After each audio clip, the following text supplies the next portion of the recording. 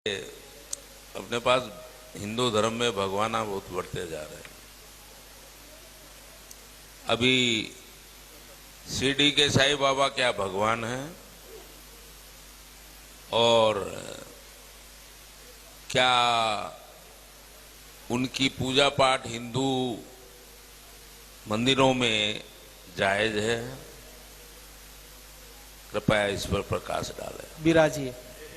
एक तो ये जवाब खुद ही दे दिए। बहुत हिंदू देवता बढ़ते जा रहे हैं, मैं अंत हूँ, अंतिम मैं हूँ। ठीक।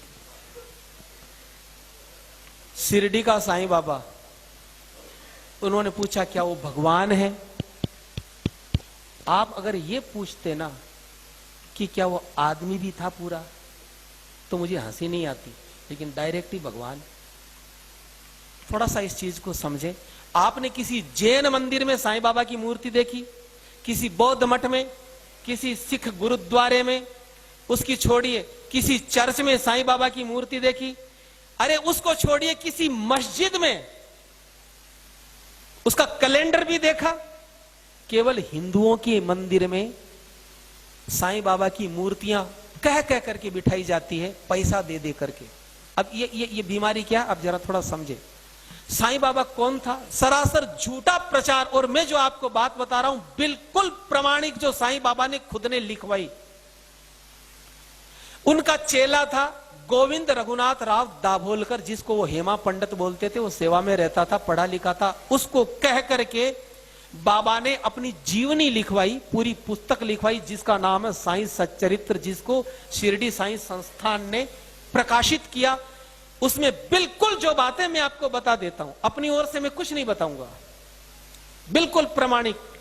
साईं बाबा भगवान था कि नहीं आपको समझ में आ जाएगा। ये आदमी अफगानिस्तान का पिंडारी मुसलमान था। इसके बाप का नाम था मियां बरहुद्दीन। ये अफगानिस्तान से आए थे। 1838 में साईं बाबा का जन्म हुआ। कहां हुआ? अहमदनगर की एक वेश्या, उसके पास में इसका बाप मियां बरहुद्दीन जो था, वो डकैतों का ग्रुप चलाता था हिंदुस्तान में, लुटेरों का। तो वो अहमदनगर की एक वेश्या के पास रहने लग गया। उससे 2 संतानें हुई, एक लड़की और एक लड़का। लड़के का नाम रखा चांद मियां, और यही व्यक्ति, इसको साईं बाबा अब बोलते हो। जब ये थोड़ा सा बड़ा हुआ तो झोली फैलाने का काम, फेरी लगाने का काम इसको सौंपा। 6 साल की उम्र से 12 साल की उम्र तक इसने झोली घुमाई और रेकी करता था कि कौन से घर को लूटना है। कभी आप देखते हो चद्दर घुमाते हुए? ये काम इनके पास था। 12 साल की उम्र में साईं बाबा पकड़ा गया अंग्रेजों की जेल में। 8 साल तक डकैतों के ग्रुप के साथ ये पकड़ा गया था और 8 साल तक अंग्रेजों की कैद में रहा। इसका बाप भाग गया था। फिर इसके बाप ने अंग्रेजों से समझौता करके छुड़वाया। तो अंग्रेजों ने कहा कि तुम हमारे लिए काम करो, हम तुम्हारे लिए करेंगे, तुम्हारे लड़के को छोड़ देंगे। क्या काम है? बोले कि झांसी की रानी लक्ष्मीबाई को हमें जीतना है। इसके बाप ने हाँ करी। वो व्यक्ति, इसका बाप, झांसी में चला गया और रात को गेट खोला उसने। झांसी की रानी को मरवाने का काम उसमें सहयोग किया इसके बाप ने। 18 साल की उम्र में अंग्रेजों से समझौता हुआ साईं का, तो साईं को भेजा, पूना में भेजा गया।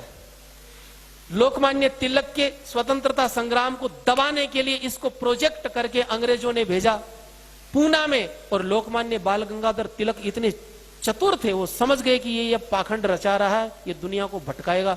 लोकमान्य तिलक ने चौराहे पर पटक करके अपनी जूती से पीटा इस आदमी को। वो जूती पहनते थे आगे से, तीखी तीखी सी, उस नीचे पटक करके पीटा और कहा फिर कभी यहां दिख गया तो जान से मार दूंगा। तो ये आदमी वहां से भागा। बिल्कुल पाखंड का रूप इसने धारण किया लोगों को ठगने के लिए। मैं भूत प्रेत जानता हूं, मैं तंत्र मंत्र जानता हूं, मैं ये करूं, मैं बेटा दूंगा, मैं आरोग्य दूंगा, मैं पैसा दूंगा, पाखंड। फिर ये व्यक्ति शिरडी में आया 20 साल की उम्र में। शिरडी में क्यों? बंबई में क्यों नहीं? क्योंकि शिरडी में, उस क्षेत्र में संत ज्ञानेश्वर हुए थे। वहां के लोग बड़े श्रद्धावान थे, भावुक थे।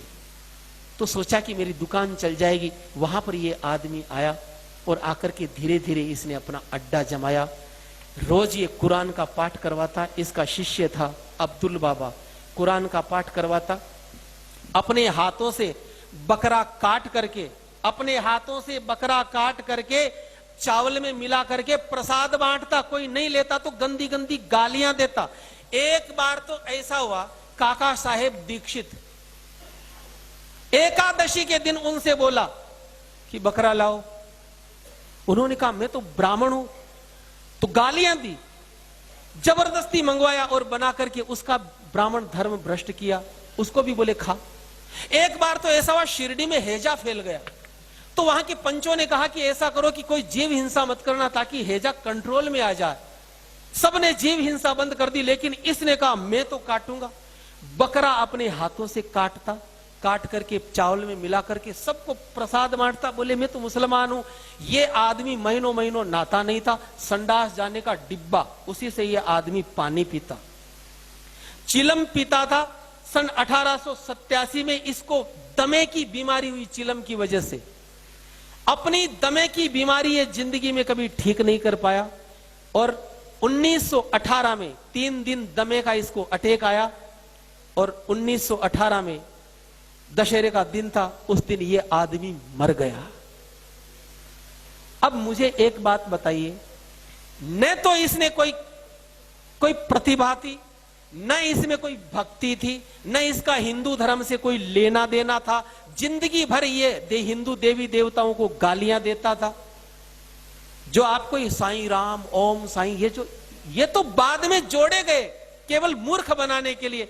1957 तक इसकी जो कब्र थी, जहां आज मंदिर बना हुआ, यहां केवल मजार थी इसकी। यहां पर अब्दुल बाबा इसका मजार का पैसा लेता था, लेकिन वो मर गया। तब हरि सीताराम दीक्षित नाम के कांग्रेसी नेता थे, उन्होंने इस मजार को अपने कंट्रोल में किया और पैसा लेना शुरू किया।